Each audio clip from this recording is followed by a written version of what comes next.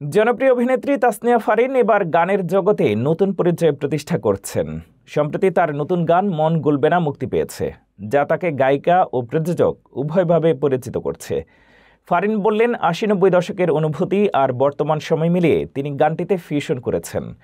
ছোটবেলা থেকেই তিনি গায়িকা হতে চেয়েছিলেন এবং স্কটল্যান্ডে টেইলর সুইফটের কনসার্ট দেখার পর নতুন অনুপ্রেরণা পেয়েছেন। গানটি নির্মাণ করেছেন ফারিনের নিজস্ব প্রতিষ্ঠান ফোর্ডিং ফিল্মস এ। সুর ও সঙ্গীতায়োজন করেছেন ইমরান মাহমুদুল এবং কথার দায়িত্বে ছিলেন কবির বকুল। ফারিন বড় পর্দাতেও সক্রিয় হতে যাচ্ছেন। Prince once upon A time in Dhaka সিনেমায় ৩ নায়িকার একজন হিসেবে শাকিব খানের সঙ্গে কাজ করবেন।